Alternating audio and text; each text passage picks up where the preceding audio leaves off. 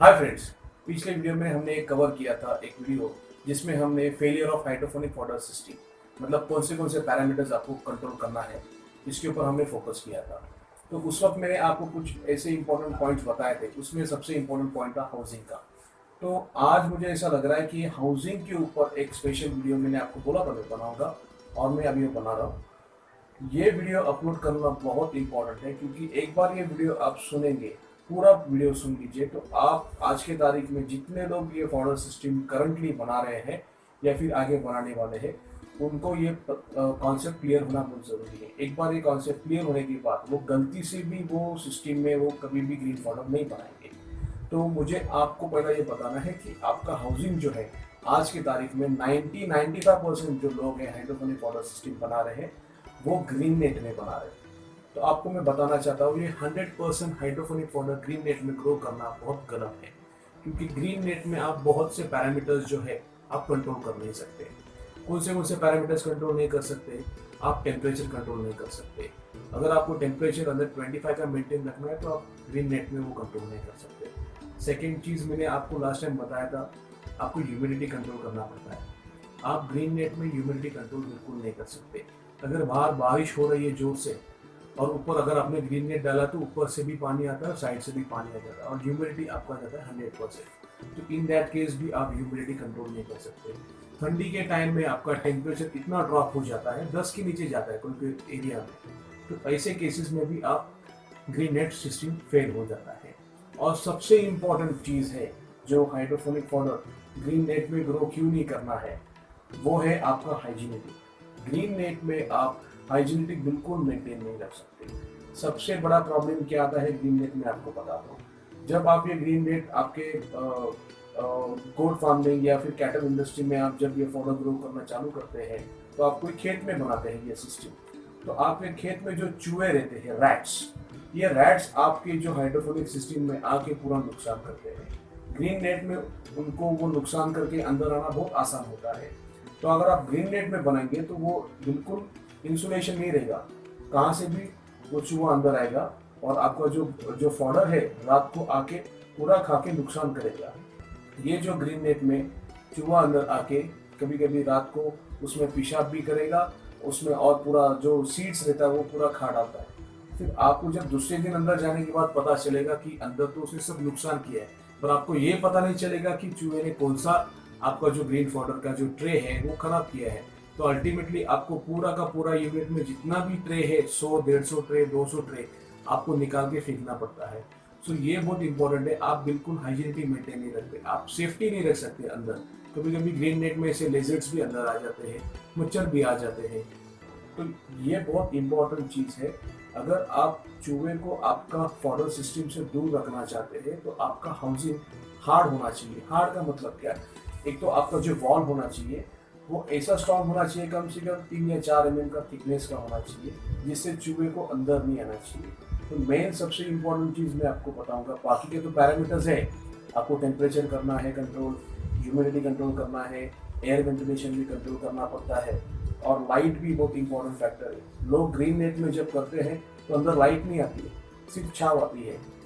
Green net का use कहाँ किया जाता है मैं आपको बताता हूँ। जहाँ पे जरूरत है, मतलब जहाँ पे हमको अंदर कोई कीड़े नहीं आने चाहिए या फिर छाव चाहिए, ऐसे जगह पे ये ग्रीन नेट यूज किया जाता है, जिसको हम लोग 50% या 90% वाला ग्रीन नेट यूज करते हैं। पर हुआ क्या है, महाराष्ट्र में और महाराष्ट्र के बाहर सब लोगों ने, कोई लोगों ने ये हरकत चालू कर दी क्योंकि ये बहुत आसान है। ग्रीन नेट लगा दो और सामने वाले को बोल दो कि ये हो जाता है, कोई कोई सीजन में हो जाता है, तो ग्रीन नेट में लोग करना चालू कर देते हैं। पर अल्टीमेटली पूरा साल भर आपको 12 महीने उसमें प्रोडक्शन नहीं मिलता है। ठीक है, तो ये ग्रीन नेट में क्यों नहीं मिलता है, इसका रीजन आपको अभी पता चला। टेम्परेचर कम हो गया तो अंदर टेम्परेचर ड्रॉप हो जाता है, टेम्परेचर बढ़ गया तो अंदर टेम्परेचर बढ़ जाता है, कुछ भी कंट्रोल सिस्टम अंदर रहता नहीं है। और ग्रीन नेट में करने वाले लोग तो वो ग्रीन नेट में आपको करके देते हैं, बाद में फिर आपका कॉल भी नहीं उठाते। इसलिए आज के तारीख में 90-95% लोग जो ग्रीन नेट में ये सिस्टम बना रहे उनका सिस्टम फेल हो रहा है। तो जो मैं आपको बता रहा था कि आपका यूनिट कैसा होना चाहिए, हाइड्रोफोनिक फॉडर का जो यूनिट है आपका, तो जो हाउसिंग है, इसमें आपको कौन से मटेरियल यूज़ करना पड़ेगा। पहली चीज़ तो है, आपको अगर पॉसिबल है तो आपको ग्लास यूज़ करना पड़ेगा।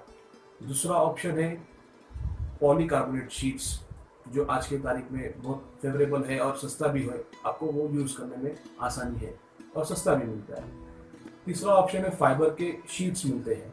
अगर आप इन चीज़ों का कॉम्बिनेशन करके आप यूज़ करेंगे तो आपका जो रूम है वो कम पैसे में भी तैयार हो जाएगा। इसमें फैब्रिकेशन वर्क भी बहुत कम रहता है, 2-3 दिन में आपका वो हाउसिंग तैयार हो जाएगा। सबसे इम्पोर्टेंट क्या रहता है, जो अंदर लाइट आना चाहिए। अगर आप कांच यूज़ करेंगे या फिर फाइबर या पॉलीकार्बोनेट की शीट्स यूज़ करेंगे तो अंदर लाइट आने में भी आसानी हो जाएगी। और अंदर जो मैंने आपको शुरुआत में बोला था कि आपको लाइट ये फैक्टर कम से कम 8-10 घंटा मेंटेन रखना है, वो भी आप मेंटेन रख सकते हो। मतलब हाउसिंग आपका इस तरीके से होगा तो ही आपको बाकी के पैरामीटर्स कंट्रोल करने जमेंगे।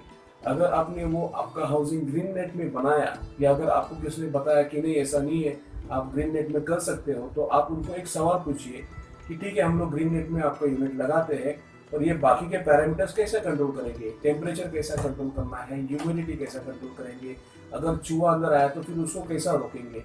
ये भी इम्पोर्टेंट है ना। हम शुरुआत में क्या होता है, कम पैसे में लगता है तो हम लोग वो कर देते हैं, पर बाद में जाके पछतावा होता है। बहुत से लोगों ने, किसी ने 10,000, किसी ने 1 लाख 2 लाख खर्चा किया ये ग्रीन नेट सिस्टम के ऊपर। मुझे बहुत से कॉल आए पंजाब से, यूपी से, उड़ीसा से और महाराष्ट्र में, तो बहुत से लोगों ने बहुत बड़े लेवल पे ये फॉडर सिस्टम बनाया है। पर आज की तारीख में 95% सब लोग फेल हो गए, 95 या फिर मैं बोलूँगा 99%। और उसके वजह से बात ऐसा फेल गया है कि ये फॉडर सिस्टम फेल होता है। एक्चुअली होता क्या है, गलत तरीके से इम्प्लीमेंट हो रहा है, और गलत तरीके से इम्प्लीमेंट हो रहा है तो रिजल्ट भी गलत ही मिलेगा। देखिए आपको मैं एक बात बताता हूँ, अगर हम बोलते हैं फ्रॉम 1 kg आपको 7 kg 8 kg ग्रीन फॉडर चाहिए, अगर आप ये कैलकुलेशन कर रहे हैं कि आपको 1 kg में 8 kg का रेशो चाहिए, तो आपको बाकी का भी कैलकुलेशन करना पड़ेगा। इसको जो अलग अलग पैरामीटर्स है वो भी आपको कैलकुलेट करके इसमें यूज़ करना पड़ेगा। अगर एक भी पैरामीटर इसमें अगर आप मिस आउट करेंगे तो आपको डेफिनेटली वो फॉडर क्वालिटी नहीं मिलेगा। तो एक चीज़ तो मैं आपको इसलिए स्पेशली मैंने बोला कि आज हाउसिंग के ऊपर अलग से वीडियो बनाओ, क्योंकि बहुत से लोगों का नुकसान होता है। कोई लोग बोलते हैं ये ग्रीन नेट ऊपर से डाल दो, ऊपर से प्लास्टिक का पेपर डाल दो, नीचे मिट्टी रहेगा तो भी चलेगा। नीचे मिट्टी रहेगा तो नीचे मैंने जो शुरुआत में बोला था, हाइजीनिटी मेंटेन नहीं रहेगा। बारिश ऊपर से पानी गिरेगा कंटिन्यू तो बारिश जैसा वो हो जाएगा मेंटेन, पूरा अंदर सब गीला हो जाएगा। उससे क्या होता है, मच्छर तैयार हो जाते हैं। मच्छर तैयार होने की वजह से फिर वो सब जो मैंने शुरुआत में बोला था, वो मच्छर इसके ऊपर जाके एग्स ले करेंगे, तो इसके वजह से ओवरऑल रिजल्ट आपको फेल हो जाता है। और होता क्या है, यही ग्रीन फॉडर जो आज तक लोगों ने प्रैक्टिस किया है ग्रीन नेट में, वो लोग ये ग्रीन फॉडर खिलाते हैं उनकी गाय को, बकरी को, और उनकी गाय और बकरी फिर वो गंदा ग्रीन फॉडर नहीं खाते हैं। और फिर बोलने के लिए होता क्या है कि हमारी गाय ये हाइड्रोपोनिक फॉडर खाती नहीं है, इसका मतलब क्या है, ये फॉडर फेल है। ऐसा नहीं है दोस्तों, प्रॉब्लम हमारे प्रोसीजर में है, हम लोग गलत तरीके से कर रहे हैं, इसलिए हमारा गाय या फिर हमारी जो गोट्स है वो नहीं खा रहे। अगर आप सही तरीके से ये सिस्टम करेंगे तो इसमें बिल्कुल प्रॉब्लम नहीं आएगा। आप बाहर के कंट्रीज के वीडियोस देखिए, बाहर के कंट्रीज में कोई ऐसा ग्रीन नेट में नहीं करता है, ऑस्ट्रेलिया में कोई ग्रीन नेट में नहीं करता है, यूएस में कोई ग्रीन नेट में नहीं करता है, कनाडा में कोई ग्रीन नेट में नहीं करता है। वहाँ पे सिस्टमेटिकली करते हैं, कोई पफ पैनल में यूज करते हैं, ग्रो लाइट्स यूज करते हैं, एयर कंडीशन यूज करते हैं। वो क्यों करते हैं, क्योंकि उनको मालूम है अगर वो पैरामीटर्स कंट्रोल नहीं करेंगे तो रिजल्ट्स नहीं मिलेगा। तो यहाँ पे होता क्या है, यहाँ पे सब बिजनेस करने के लिए अभी लग गए। कोई तो वो ट्रे बेच रहा है, कोई पंप बेच रहा है, कोई रैक बेच रहा है 10,000 25,000 में। वो एक बार वो बना के खड़ा करके देता है, कैसा प्रोसीजर करना वो भी नहीं मालूम। सब कॉल, बहुत से लोग मुझे कॉल करते हैं कि हमारा फेल हो गया, अभी कैसा करना है। तो देखिए दोस्तों, आपको कैसा करना है ये तो मैं आपको पूरा कोशिश कर रहा हूँ बताने का। यही तो कारण था कि यूट्यूब पे आने के लिए मैंने बहुत शुरुआत 2-3 महीने पहले मैंने आपको बताया था कि लोगों का इतना नुकसान हो रहा है, बाहर के लोग जो बिजनेस कर रहे हैं और वो सही से गाइड नहीं कर रहे हैं, इसकी वजह से लोगों का नुकसान होना चालू हो गया है। तो ये नुकसान हमको रोकना है। तो आज की तारीख में जो लोग ग्रीन नेट में कर रहे हैं, अभी फॉर एग्जाम्पल कोई लोग बोलेंगे नहीं हमारा ग्रीन नेट में सक्सेस हो रहा है, तो हो सकता है। जो मैंने लास्ट टाइम भी एक वीडियो में बोला, जो अगर आपके सब पैरामीटर्स है, फॉर एग्जांपल कोई लोकेशन है, कोई रीजन है, वहाँ पे टेम्परेचर 25-30 का प्रेजेंट टेम्परेचर है, ह्यूमिडिटी 50-60 का मेंटेन रह रहा है, एयर वेंटिलेशन भी अच्छा है, बारिश भी कम हो रहा है, लाइट भी अच्छा खासा है, तो ऐसे फेवरेबल कंडीशन में अगर किसका ग्रीन फॉडर तैयार हो गया, इसका मतलब ऐसा नहीं कि पूरे इंडिया में ग्रीन फॉडर उसी फैशन से तैयार होगा। हर इंडिया में अलग अलग रीजन में अलग अलग टेम्परेचर है, हेवी रेनफॉल होता है। कहाँ पे तो इतना हाई हॉट रीजन रहता है तो वहाँ पे कुछ होएगा ही नहीं। नागपुर में आप जाएंगे तो वहाँ पे टेम्परेचर 45-50 के आसपास रहेगा, तो वहाँ पे ग्रीन नेट में कैसा होगा। तो उन लोग का क्या कॉन्सेप्ट है, फिर आप पानी ज्यादा मारो, पानी ज्यादा मारने से टेम्परेचर कम होता है, ऐसा बिल्कुल नहीं होता है। पानी ज्यादा मारने से ह्यूमिडिटी बढ़ जाता है। ह्यूमिडिटी बढ़ने से क्या होता है, जो मैंने आपको लास्ट टाइम बोला, हाई टेम्परेचर हाई ह्यूमिडिटी, आपके यहाँ पे फंगस और कीड़े तैयार होना चालू हो जाएगा।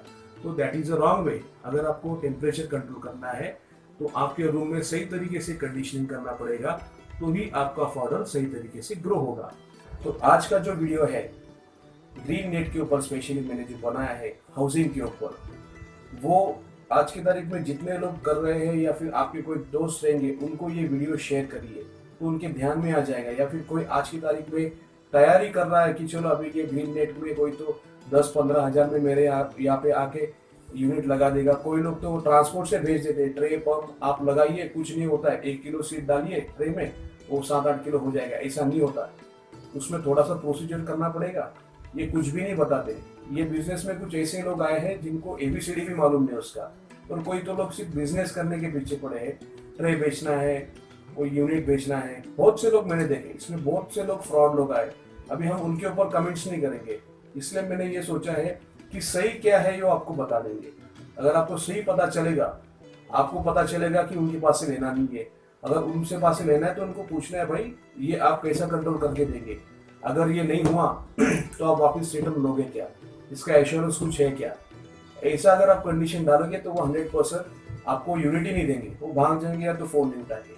तो स्पेशली आज का वीडियो मैंने उन लोगों के लिए बनाया है जो ये ग्रीन नेट में बनाना चाहते हैं और जिन्होंने बनाया है।